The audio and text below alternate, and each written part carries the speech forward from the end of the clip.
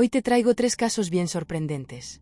Vamos a hablar sobre un tema intrigante y poco explorado, cuando hijos adoptados cometen crímenes contra sus padres. Las tensiones familiares, los problemas de comunicación o la falta de apoyo emocional dentro del hogar adoptivo podrían desencadenar resentimientos o conflictos que eventualmente conduzcan al parricidio.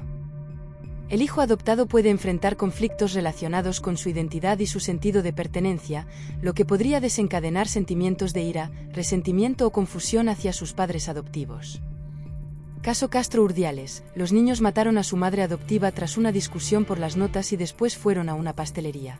Los menores, de 16 años y de 13, confesaron el crimen a la Guardia Civil en torno a las 2 de la mañana, tras una búsqueda de 5 horas en la que fingieron ser víctimas de un secuestro. Presuntamente, no había ninguna denuncia previa ni se conocían los problemas entre los dos hijos y su madre adoptiva. Nada hacía presagiar que estos dos menores de origen ruso acabarían presuntamente con la vida de su madre. Pero las personas que conocían a la familia dicen que era habitual escuchar a la madre reñir a los pequeños.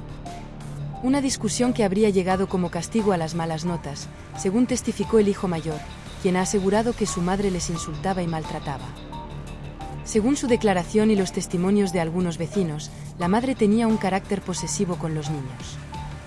Apenas los dejaba salir más allá de para salir a la iglesia y se mostraba muy dura con ellos. Según ha explicado el hermano mayor en su declaración, la pelea habría estado ocasionada por una reprimenda de su madre, que les habría reñido por presuntas malas notas. Las investigaciones apuntan a que el mayor de los dos hermanos, el de 15 años, apuñaló a su madre en el cuello y con la ayuda del más pequeño, habrían desnudado a la madre para intentar limpiar el rastro de sangre que estaba dejando el corte.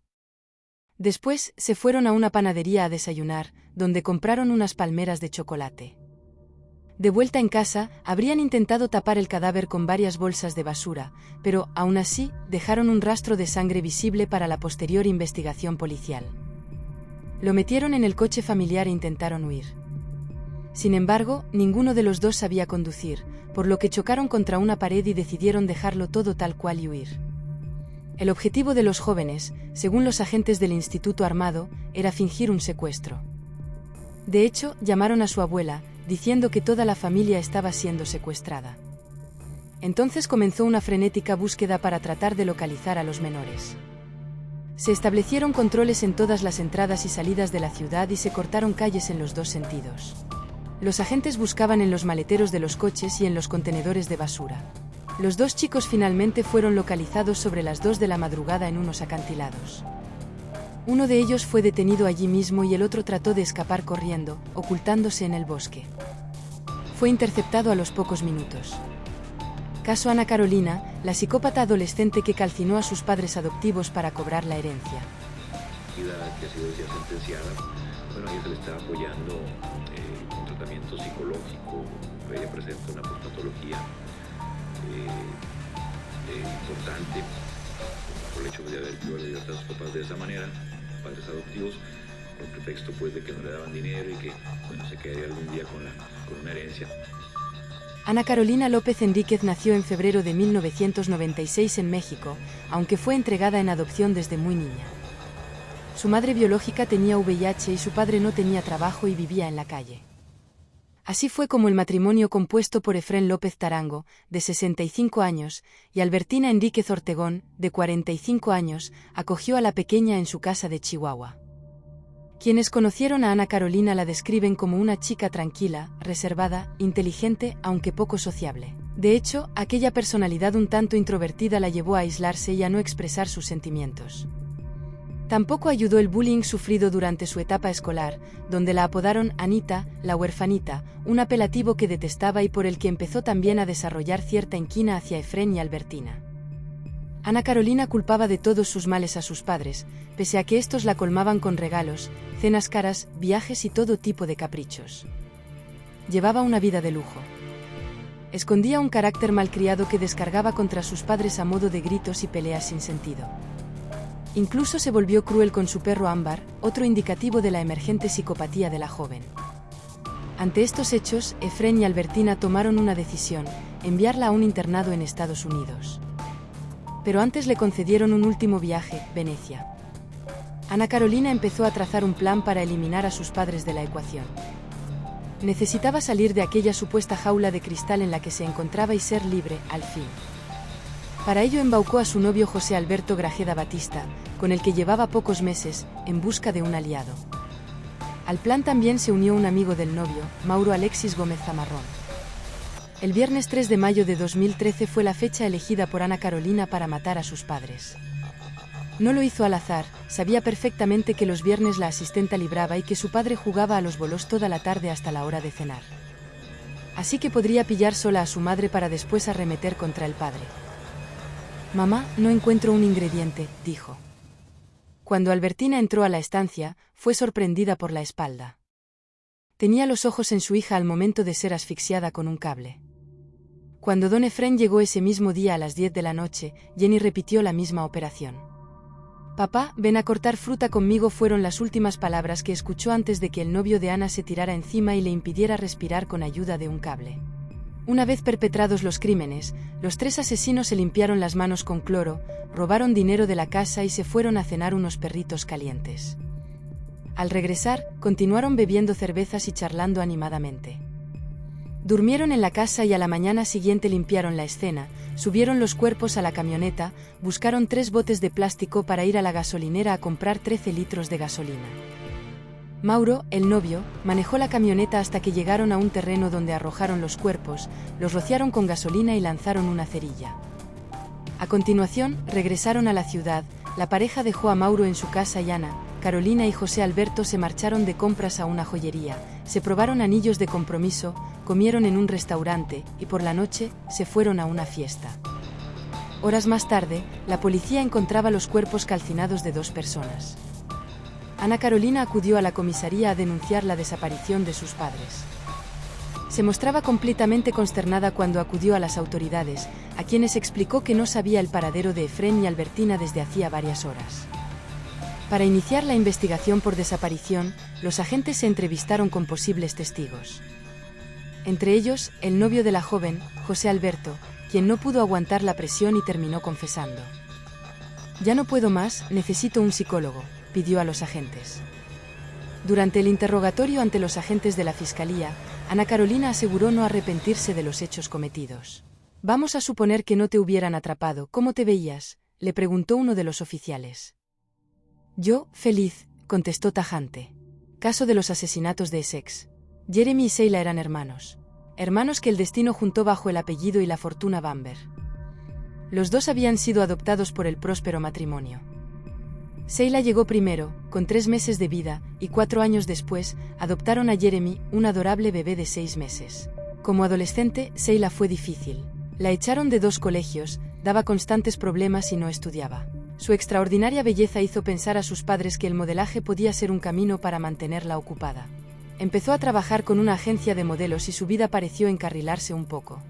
Se casó con Colin Caffell, un artista escultor y ceramista, y tuvo mellizos. Sheila no solo tomaba antipsicóticos, también esnifaba cocaína, tenía deudas por unas 40.000 libras por compra de drogas y dormía o con hombres mayores. Sin embargo, las teorías que la señalaban como la mala de la película, muy pronto, se derrumbarían por completo. Jeremy Neville Bamber, el hijo menor que habían adoptado los Bamber, había nacido en 1961 en Londres. Su madre biológica, Juliette Dorothy Wheeler, era hija de un vicario. Como consecuencia de un romance con el sargento mayor y supervisor de Buckingham Palace, Leslie Bryan Marschem, Juliette quedó embarazada. La mejor solución que encontraron para esta sorpresa no deseada fue dar en adopción al bebé. Eran las 3:30 de la madrugada del miércoles 7 de agosto de 1985 cuando sonó el teléfono de la policía de Chelmsford, en Essex, Gran Bretaña. My father's phoned from White House Farm and he sounds really frightened. He says, my sister's gone crazy and she's got a gun. Cerca. Al otro lado del aparato estaba Jeremy Bamber, el hijo de 24 años de los dueños de la finca White House Farm. El joven ya no residía en el extenso terreno de la familia, pero aseguraba haber recibido una inquietante llamada de su padre. Le había dicho que su hermana mayor, Sheila, estaba sufriendo un ataque de esquizofrenia paranoide, enfermedad recientemente diagnosticada. La joven había cogido un rifle de caza de los tantos que había en la propiedad y estaba amenazando tanto a sus padres como a sus 2 hijos, 2 mellizos de apenas 6 años. Un comando de 40 hombres armados salió para ese lugar a las 4. En la cocina, situada en la planta baja, estaba el cuerpo sin vida de Neville Bamber, de 61 años. Había recibido 8 disparos y presentaba varias heridas en la cabeza. En el dormitorio principal se encontraba su esposa June, también de 61 años. Tenía un balazo entre los ojos. En el cuarto de al lado, se encontraban los hijos de Sheila, Daniel y Nicholas, quienes se encontraban de visita en casa de sus abuelos, donde residía su madre tras el divorcio. Ambos seguían acostados, ya sin vida, en sus camas, incluso uno de ellos tenía su pulgar en la boca. Sheila estaba descalza y también en camisón, tumbada cerca de la ventana del dormitorio de sus padres. Una bala le perforó la garganta atravesando la yugular y otro tiro le atravesó la mandíbula y se alojó en el cerebro. Pensaron que Sheila, desequilibrada, había asesinado a toda la familia y después se había suicidado. La investigación dio un giro cuando uno de los primos de Sheila y Jeremy, ni siquiera la policía, encontró un silenciador escondido en el armario donde se guardaban las armas. Tenía restos de sangre. No era posible que Sheila se hubiera disparado a sí misma y se hubiera levantado a guardar el silenciador. Tampoco cuadraban la falta de indicios en el cuerpo de la que fuera principal sospechosa. No tenía restos de plomo en las manos, algo que llamó la atención de los investigadores, ya que para disparar en 25 ocasiones habría tenido que recargar varias veces munición. Además, vestía un camisón. ¿Dónde llevaba los cartuchos? Para colmo, su cuerpo no presentaba signos de violencia más allá de los disparos. Al funeral, Jeremy Bamber había asistido muy elegante y del brazo de su novia Julie Macford, pero faltaba muy poco para que ella empezara a hablar. Sus dichos acabarían con la nueva vida de Jeremy. Muchos dicen que estaba muy enamorada de Jeremy, aunque él tonteaba y era infiel con otras mujeres. Contó a la policía que Jeremy había estado planeando el asesinato durante más de un año. Ella contó que la noche del crimen él la había llamado y le había dicho, «Es hoy o nunca». También contó que Jeremy había estado planeando el asesinato de sus padres durante 18 meses. Una vez que ella terminó su declaración, el policía revisó todo el caso y más de una vez se agarró la cabeza por las torpezas de sus colegas. Jeremy fue arrestado por asesinato múltiple. La historia oficial se reconstruyó así. Había entrado al cuarto de sus padres para intentar ayudar a su madre, que estaba malherida. Jeremy no se apiadó y la remató con una certera bala entre los ojos. Después tuvo que pensar cómo hacía para matar a su hermana y que pareciera un suicidio. El primer balazo atravesó su cuello, pero no la mató. Ese error sería fatal. Tuvo que volver a disparar. Ahora sí, el segundo tiro al cuello funcionó. Jeremy estaba muy familiarizado con las armas de su padre, las usaban para cazar conejos en el campo. Sheila, dijo la fiscalía, no tenía esos conocimientos ni nunca se había mostrado interesada en las armas de fuego. Finalmente, Jeremy disparó de nuevo a los cuerpos para que pareciera el ataque de un loco. En total fueron 25 balazos y todos dieron en los blancos. Jeremy Bamber fue acusado y condenado por los asesinatos de sus propios padres, hermana y sobrinos después de un mediático juicio. Si te ha gustado, dale a like y síguenos. Te espero en otra entrega para que juntos analicemos todos los detalles de terribles crímenes.